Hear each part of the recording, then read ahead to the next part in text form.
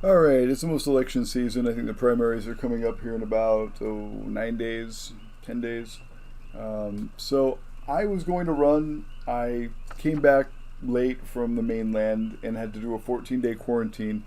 So I didn't get started until the 28th of May, and I needed to get all the signatures in by June 2nd.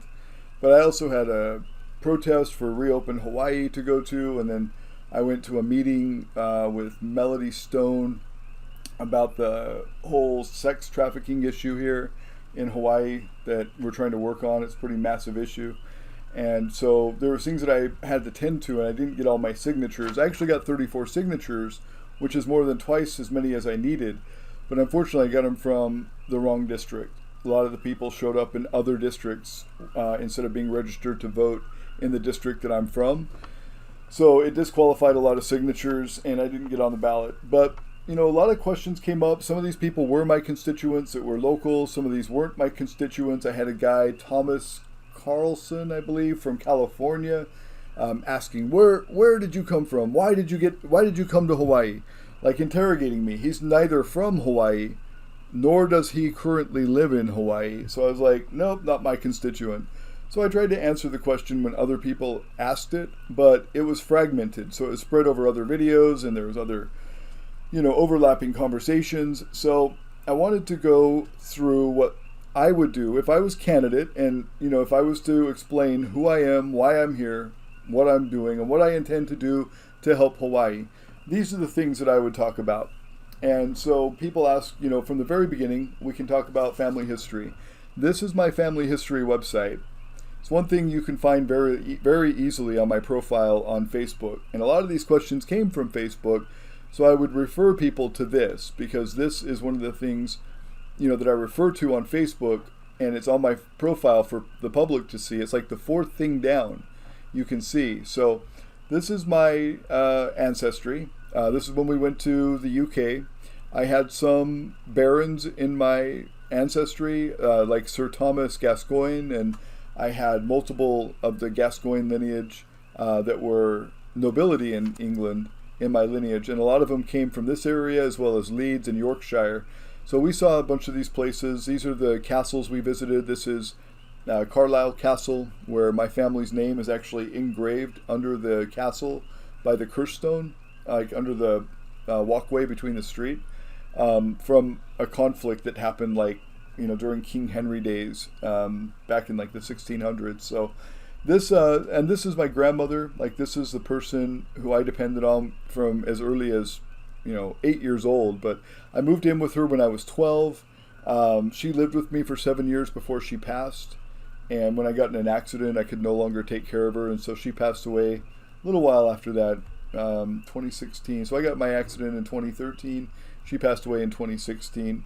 She lived to be a good age. She was 94. Best friend in the world. I adore her more than anybody. She's my tutu, right? So I gave a big tribute to her, and this is the obituary. But my family lineage, like all of my family lineage, you can see right now the earliest birth year that it has is 1312, but I've actually traced my ancestry back to 900. I think it's 926. Because I have some royalty in my lineage, actually quite a bit, it's easier to trace your lineage back because they keep better records. The royals kept better records and still do. So I've kept a lot of my records. This is my eulogy that I wrote for my father when he died. This is a tribute to my brother. Now, my father and I were very good friends. My brother and I were best of friends. My grandma and I were extremely close. She was with me for all of my children, which is more than I can say for most of my other family.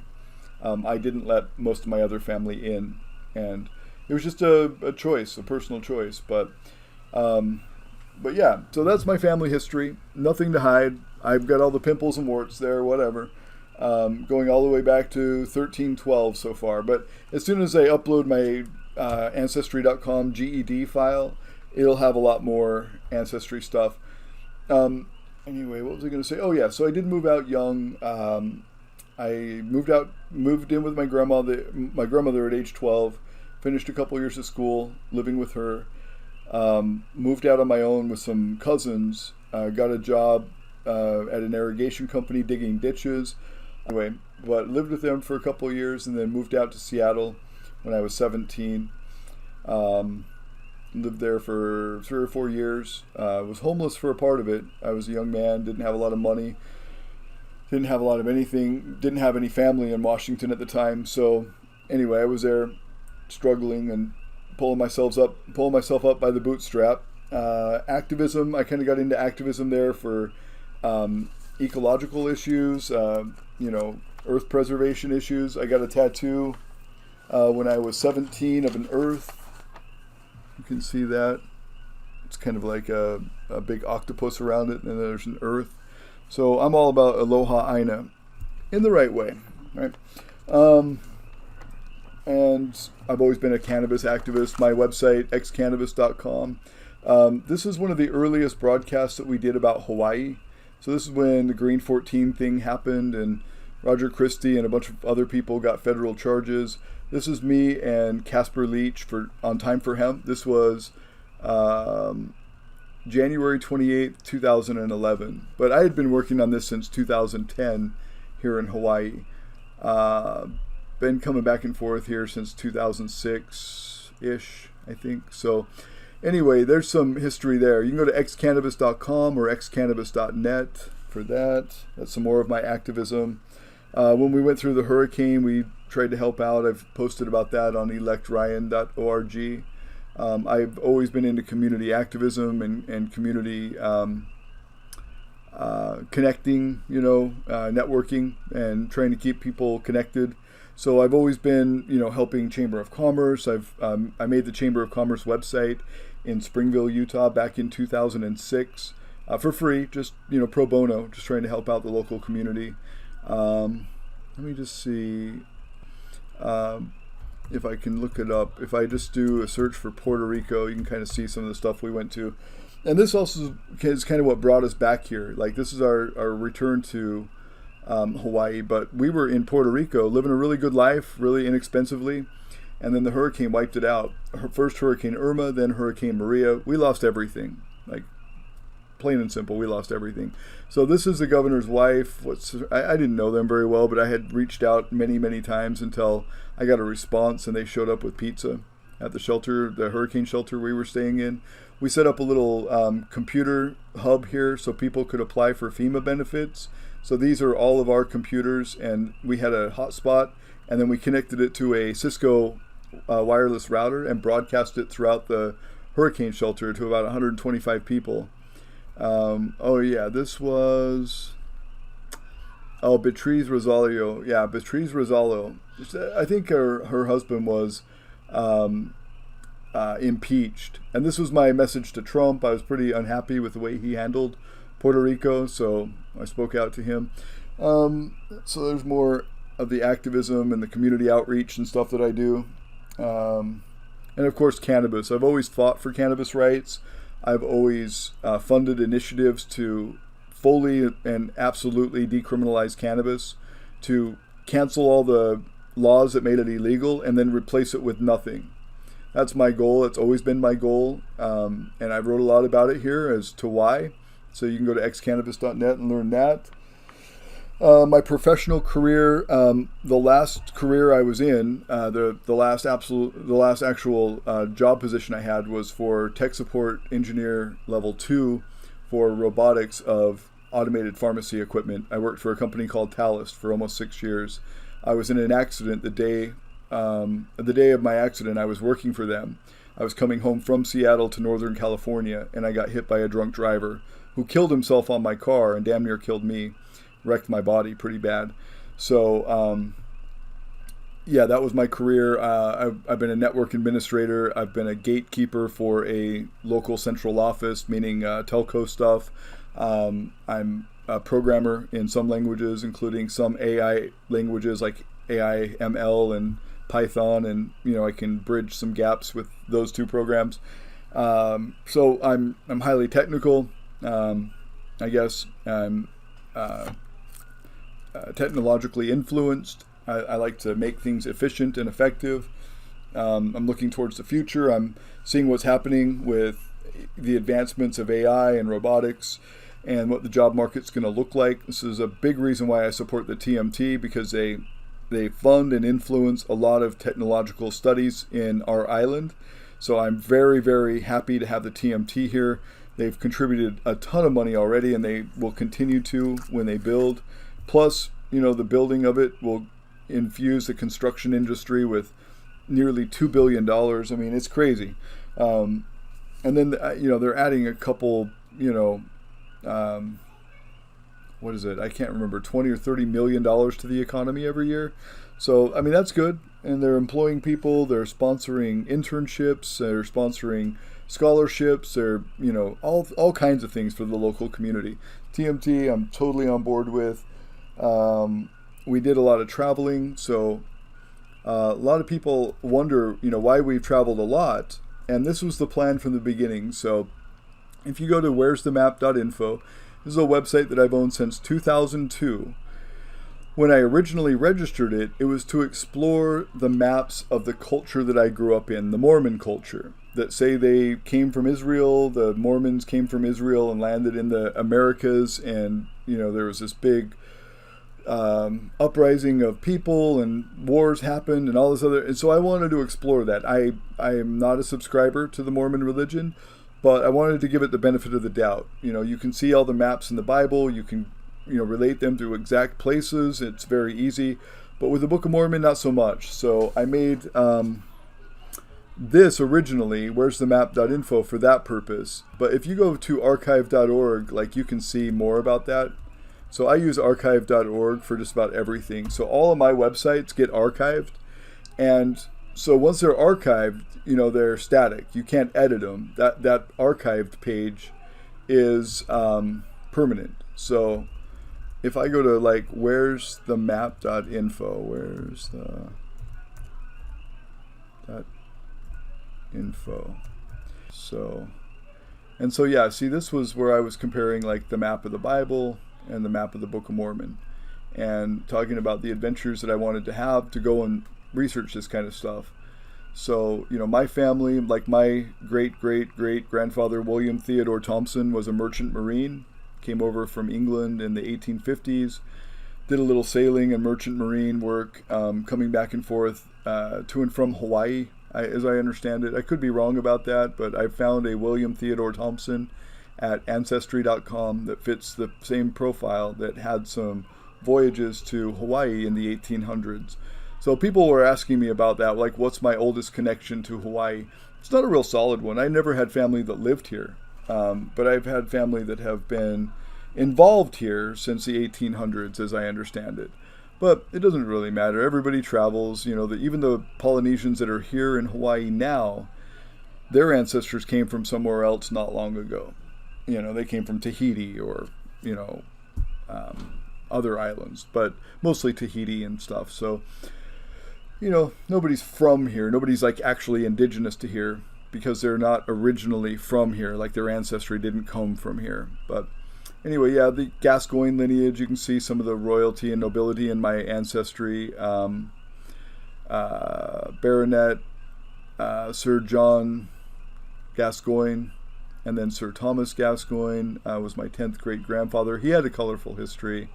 Sir Edward Gascoigne. So lots of sirs, lots of nobility. This comes from my father's side. His great-grandmother, Susan Allen Thompson, or Susan Allen.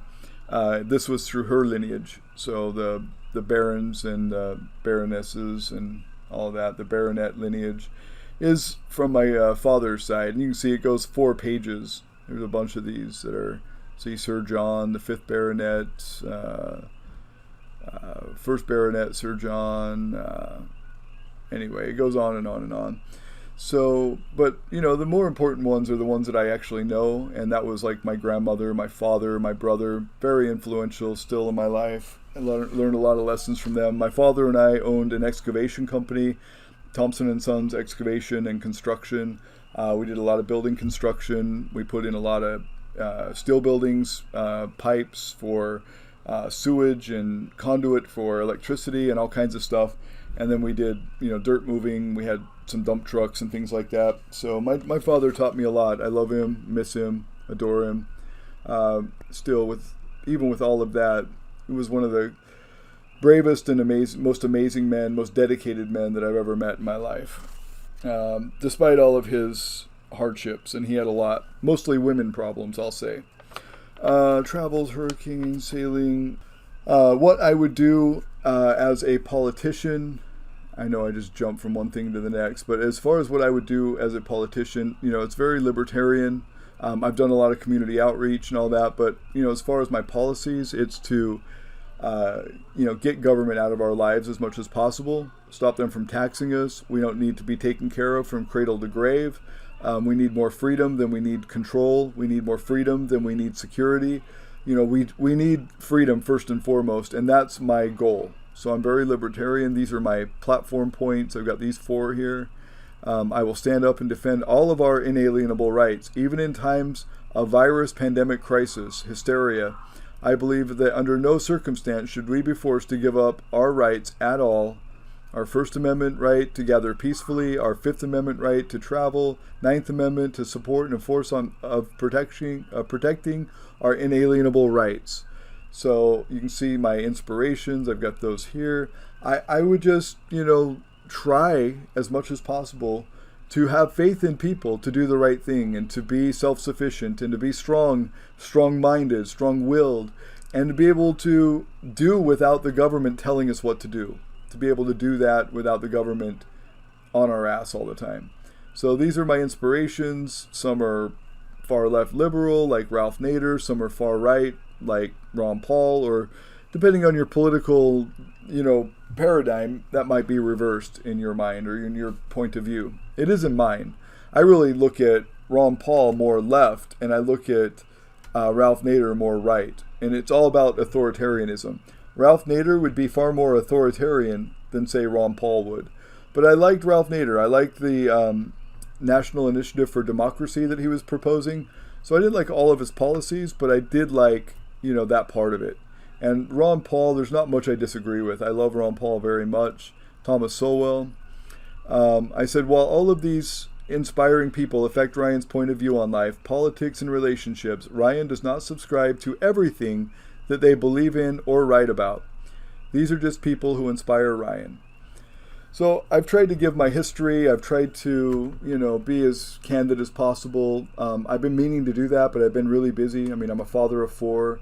I've been married for 18 years. I got a honey-do list. My family comes first. So I've been, kind of working on the house, doing things that honey wants me to do, so honey-do projects. And then, I've got other things I'm managing far away that I'm trying to be on the computer with and do Zoom meetings and all this other.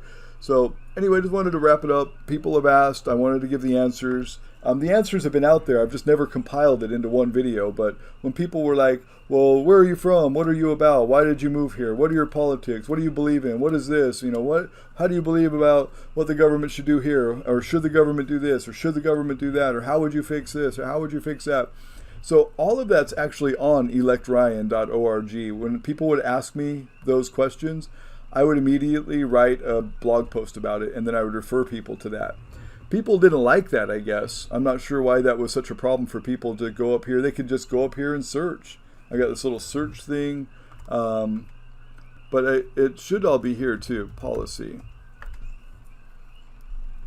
Privacy policy. Oh, yeah, I'm all about, Second Amendment rights. I've got a long history of being an activist for that, carrying my weapon, just, exercising my rights. I've done that for years. In public, and legally. I'm not an outlaw, but I do believe in our Second Amendment rights, which are inalienable, which means shall not be infringed. Anyway, there's a lot of stuff there. I've tried to post about it. I've tried to be candid. If you have questions, you can ask me, but I really don't think I'm going to run again. Politics really isn't my gig. I hate it. I've always hated it. I'm not even a member of one of the traditional parties. I'm a libertarian. Politics are annoying. If I run, it'll be reluctantly, but if I run, it's because nobody else is running. Like in my district right now, nobody ran against the candidate in my district, the incumbent. So she'll get elected again because nobody else is running against her. It's the only reason why I even considered running. at least to be able to ask her some questions, because I've wrote her emails and sent her requests on her website and never got a response from her. So I could at least debate her if I was, in the election, but maybe I could get some questions answered. But I really hate politics. Anyway, that's all I got to say. I just wanted to clear it up, compile it into one big ass video. Sorry it's so long, but everything's on these websites and I'll list them as we go. All right, peace.